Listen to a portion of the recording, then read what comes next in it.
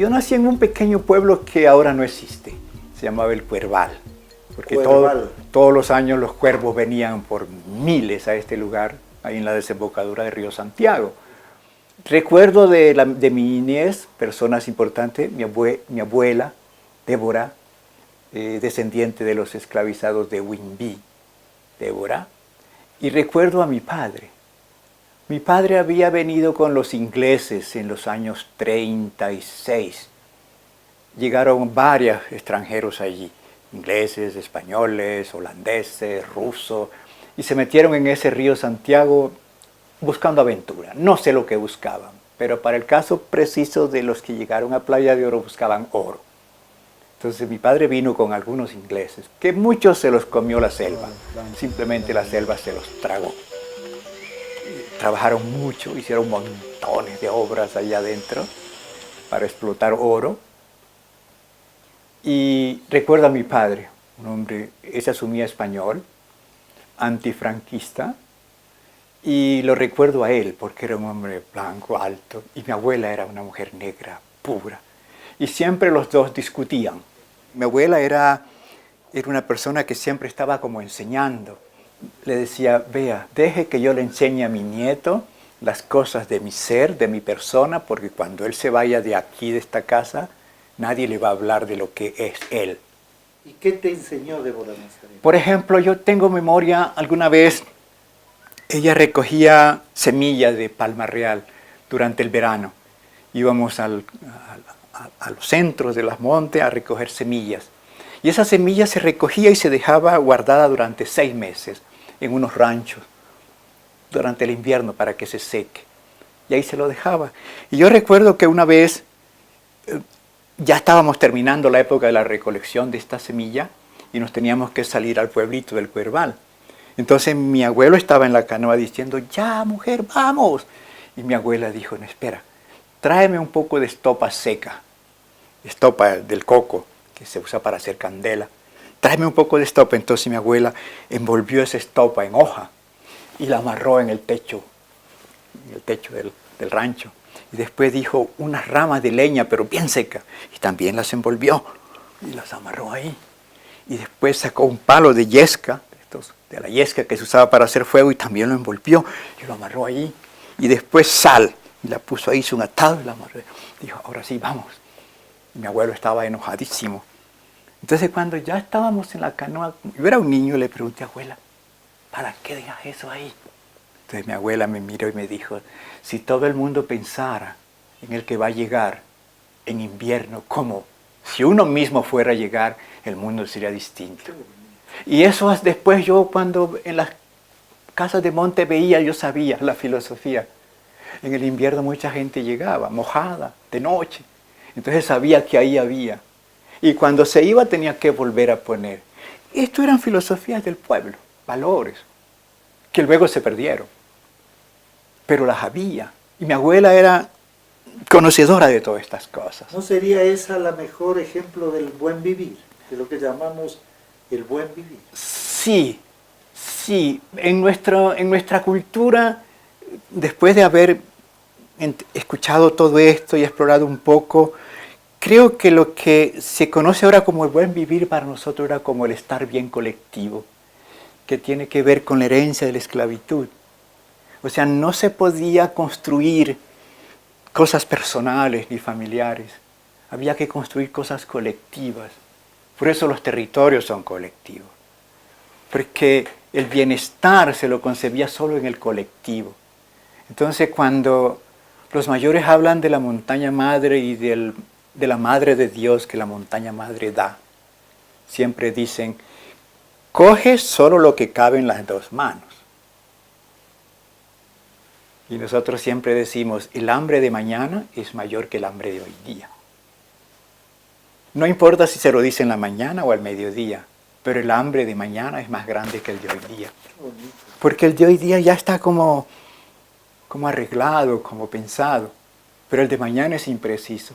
Entonces lo que hemos entendido es que buen vivir y estar bien colectivo es lo mismo. Son 2 visiones de 2 pueblos o de 3 pueblos, pero que piensan en lo mismo. Nadie sacaba de la madre naturaleza más de lo que necesitaba para el día. Nadie. Y por eso se le llamaba Madre de Dios. No era recurso, no era bien, era Madre de Dios. Me voy a buscar la Madre de Dios a la pesca, a la cacería, a la recolección. Y siempre se le llamó Madre de Dios. Entonces la naturaleza era como algo más grande, porque la Madre de Dios se encontraba en la Madre Naturaleza.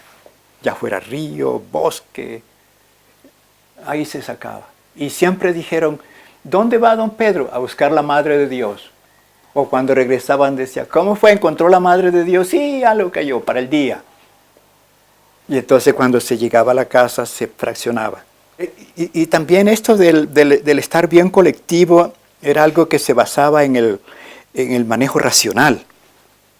Es decir, porque era colectivo. Entonces yo no podía coger más que mi hermano, porque él también necesita. Entonces era una racionalidad. Yo recuerdo, por ejemplo, que era muy duro que a una familia le dijeran cosaria. Es una palabra propia. Cuando decían esa familia es cosaria. ¿Qué era cosaria? Es como una deformación de acosar. Entonces la persona que cogía 10 cangrejos, más de lo que necesitaba, pasaba a ser una familia cosaria, que acosaba el recurso. Pero decíamos cosario. Y era peyorativo. Claro. Nadie quería ser cosario. ¿Y cogía más para qué? Exacto. Si solo necesitaba Sí, lo que cabe en las dos manos juntas. lo que alcanza en las Sí, dos manos. porque dice que con eso es que se llena la barriga. ¿Cómo te defines tú? ¿Cómo te defines tú cultural, racialmente? ¿Cómo te defines? Soy un afroecuatoriano. Soy un afroecuatoriano. Yo creo que, Freddy, en este país las dicotomías étnicas, culturales, si es que se pudieran ver, aunque yo creo que es étnica, fenotípica, porque lo cultural no se ve hasta que uno no los tiene al frente. No se definen sino por el fenotipo.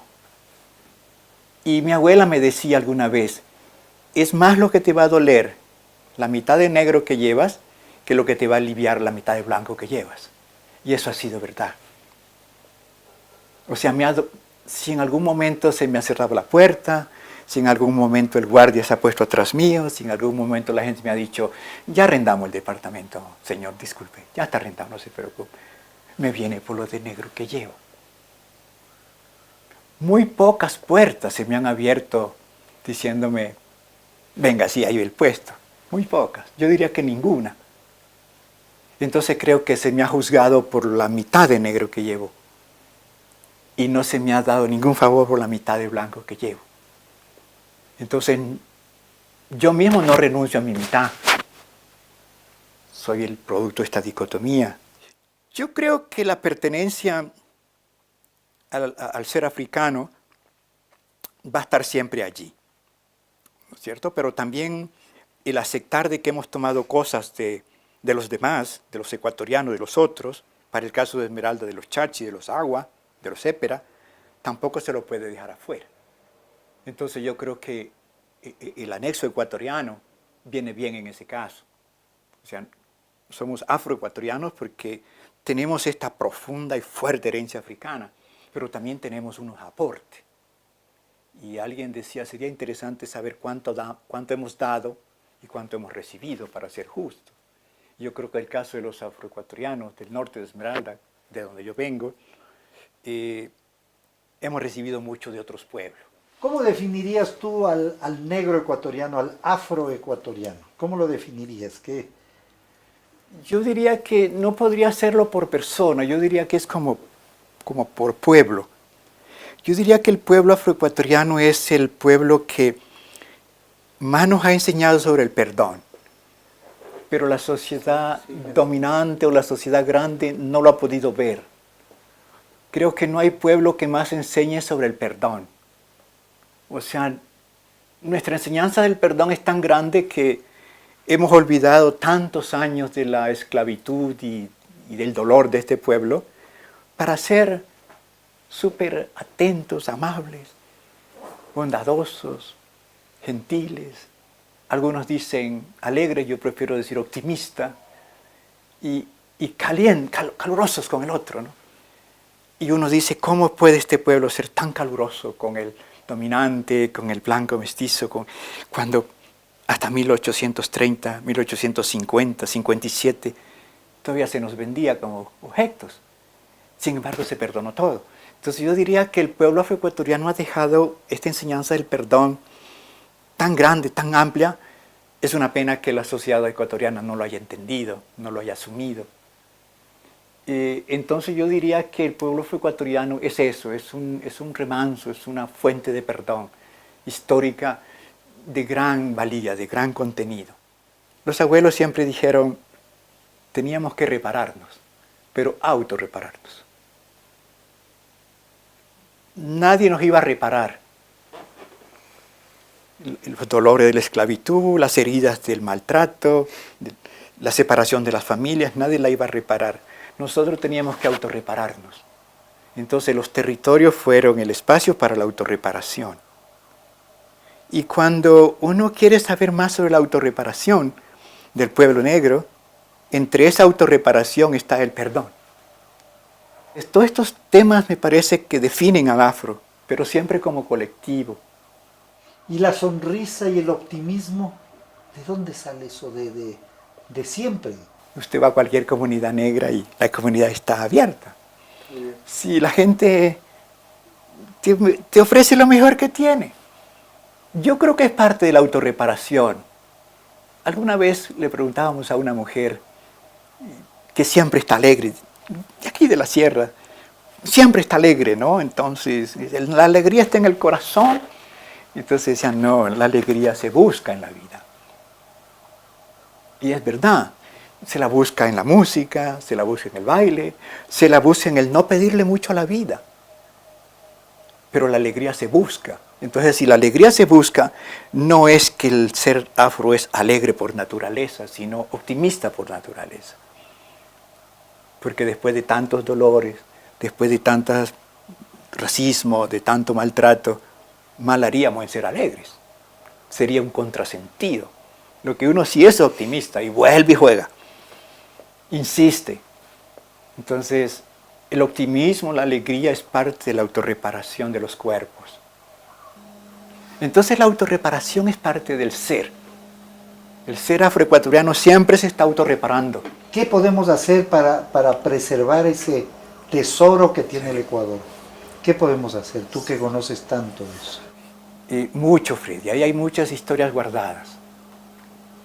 Los ingleses, cuando fracasa el negocio de la deuda de la independencia, los ingleses resuelven por su cuenta comprar Playa de Oro.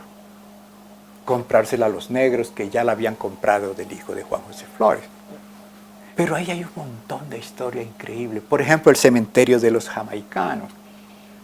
O sea, siempre se dice que los negros jamaicanos vinieron para construir el ferrocarril, pero vinieron a Playa de Oro un montón. Entonces en la región hay Twain, Carr, Marret, Sandyford. Hay un montón de negros que llevan apellidos extranjeros. Y uno dice, ¿por qué? Los blancos no se mezclaron con los negros, no estos ingleses. Y siguen protegiendo el bosque. Tenían 10.000 hectáreas de bosque húmedo tropical. 10.000 hectáreas. Y esa fue la primera comunidad negra, 1746. Esclavos. Pero 1746. Y ahí están. Y tienen la memoria. Y la memoria está encima de todo esto que los ingleses hicieron.